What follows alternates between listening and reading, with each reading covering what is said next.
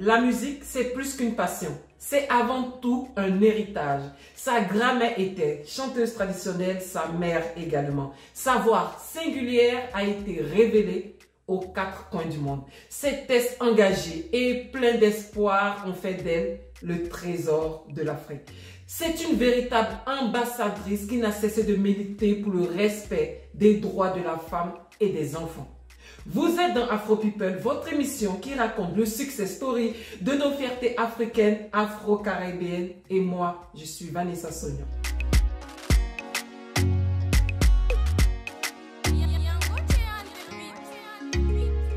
Adulée, récompensée dans de prestigieuses cérémonies, la diva du Mali est apparue magnifique aux côtés d'Alicia Keys dans un duel inoubliable. Récemment, son titre « Darabi Néné », extrait de son premier album « Moussolou », qui veut dire « les femmes », a été samplé pour « Mood for Eva » de Beyoncé featuring avec Jay-Z.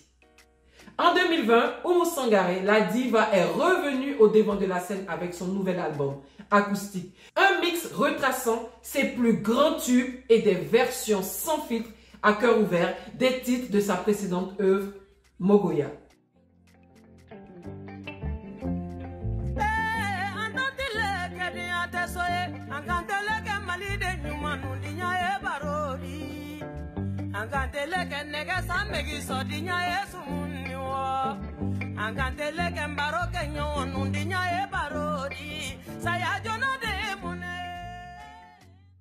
Qui aurait cru cet enfant dans les rues de Bamako, vendeuse des sachets d'eau, adolescente devenue chanteuse favorite des baptêmes et mariages, puis superstar.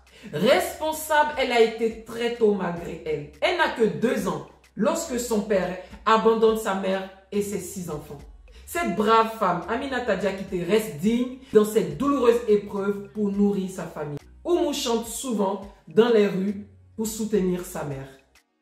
En 1973, elle a 5 ans quand elle participe à une compétition entre écoles maternelles à Bamako. Elle remporte le premier prix, puis presse devant des milliers de personnes. Cette détermination, elle appuie chez sa mère son inspiration. Ses souffrances ont fait d'Oumou Sangaré le porte-voix de plusieurs femmes et jeunes filles qui font face à l'excision, le mariage forcé, la polygamie et d'autres situations difficiles.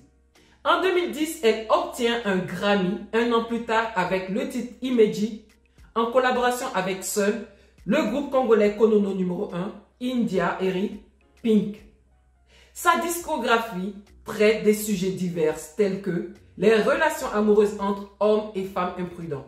Dans sa chanson Comme le Lamba, elle conseille. Son titre Yere Faga, extrait aussi de Mogoya, dénonce la progression d'un problème sociologique en Afrique, le suicide.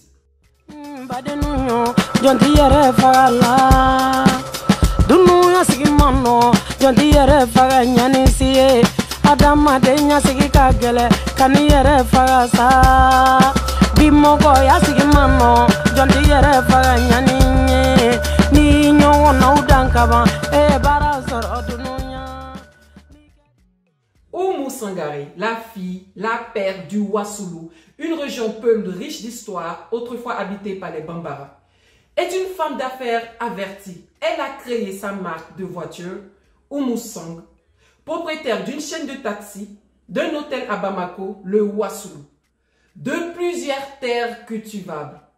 Fait rare en Afrique pour une chanteuse de musique traditionnelle, elle a été félicitée par le président du Mali pour l'initiative mettant en valeur l'entrepreneuriat en Afrique.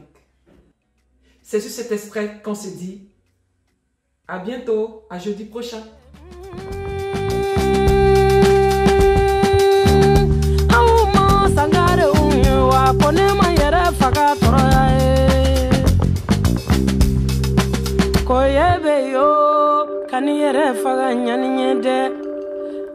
Yebe yo, jonti yere fagala. Madame Sise Koto.